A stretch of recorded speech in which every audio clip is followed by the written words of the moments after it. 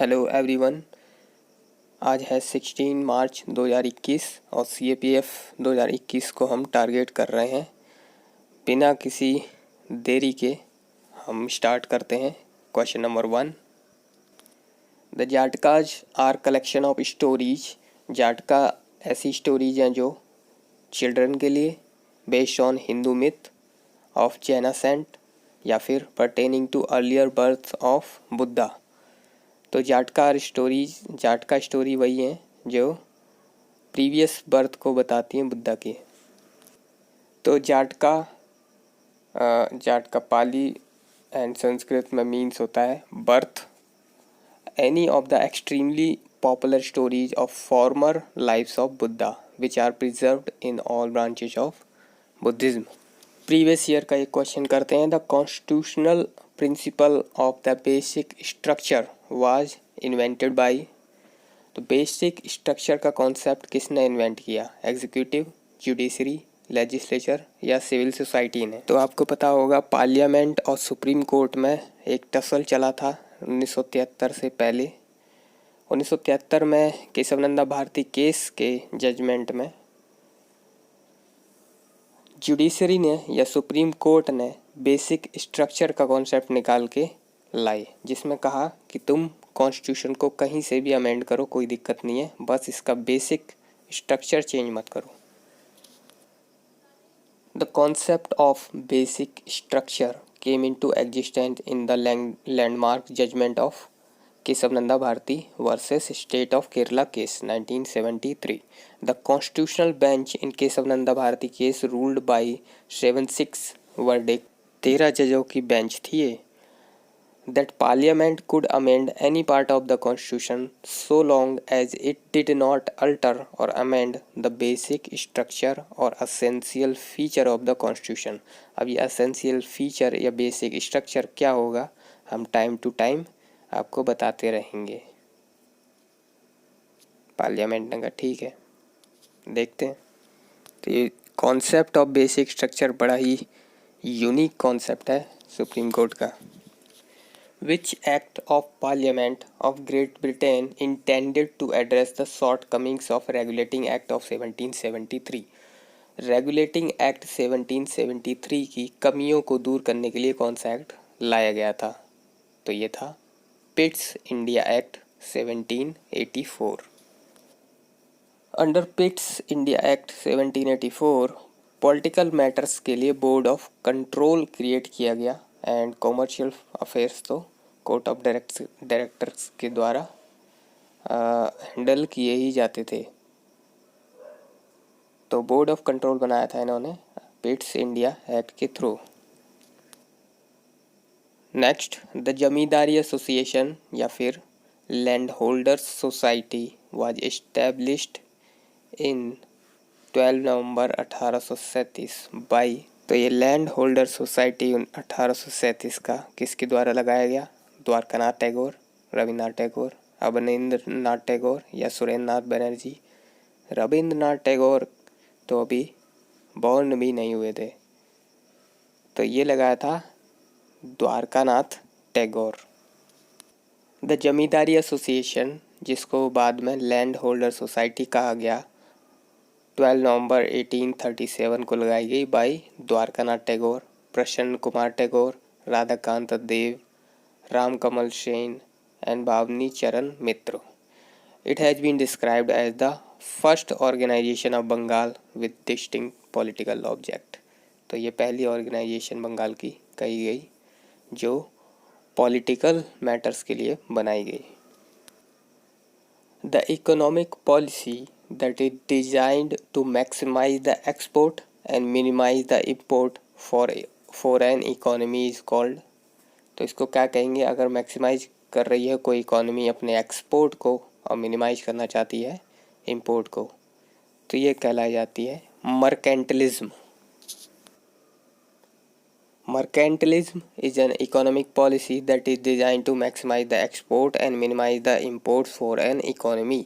ये प्रमोट करता है imperialism, colonialism, tariffs and subsidies on traded goods to achieve that goal। तो tariffs लगाए जाते हैं और सब्सिडीज दी जाती है और ये सब किया जाता है ताकि इंपोर्ट कम से कम हो और एक्सपोर्ट बढ़ता रहे। आ गए हैं हम 6th क्वेश्चन पे। Which one of the following is not a Mediterranean country. तो कौन सा इसमें से मेडिटेरेनियन कंट्री नहीं है? टूनिसिया है, लीबिया भी है, इजिप्ट ये भी है, नॉर्थ सूडान नहीं है, ये नीचे की तरफ है। तो कौन कौन से अफ्रीकन कंट्रीज हैं जो ऊपर टच करते हैं, मेडिटेरेनियन सी में ओपन हो रहे हैं, वो कौन से हैं? Morocco, Algeria,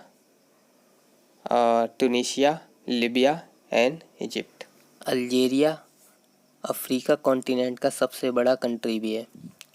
the countries surrounding Mediterranean in clockwise order में दिए हुए हैं। स्पेन से शुरू करते हैं यूरोप में। Spain, France, Monaco, Italy, Slovenia, crochet, Bosnia and Herzegovina, ये एक ही कंट्री है। मॉन्टेनीग्रो, अल्बानिया, ग्रीस, टर्की, उसके बाद इधर वेस्ट एशिया के कंट्री आ जाते हैं, सीरिया, लेबनान, इज़राइल। उसके बाद 5 अफ्रीकन कंट्रीज जो मेडिटेरेनियन में ओपन होते हैं वो हैं Egypt, Libya, Tunisia, Algeria and Morocco. Malta and Cyprus मैंने पहले भी बताया है, ये आइलैंड कंट्रीज हैं, मेडिटेरेनियन सी के अंदर ही है। नेक्स्ट क्वेश्चन, वॉशिंग सोडा किसका कॉमन नेम है? सोडियम बाइकार्बोनेट का है, सोडियम कार्बोनेट, कैल्शियम कार्बोनेट या कैल्शियम बाइकार्बोनेट। तो ये सोडियम कार्बोनेट का कॉमन नेम है वॉशिंग सोडा। वॉशिंग सोडा या धोने वाला soda is a chemical compound, formula होगा इसका Na2CO3, जिसको सोडियम कार्बोनेट बोलते हैं। फिर सोडियम बाइकार्बोनेट क्या है? सोडियम बाइकार्बोनेट या फिर इसका IUPAC नेम होगा सोडियम हाइड्रोजन कार्बोनेट, ये बेकिंग सोडा होता है। Is a chemical compound with the formula NaHCO3। तो washing soda Na2CO3, baking soda NaHCO3।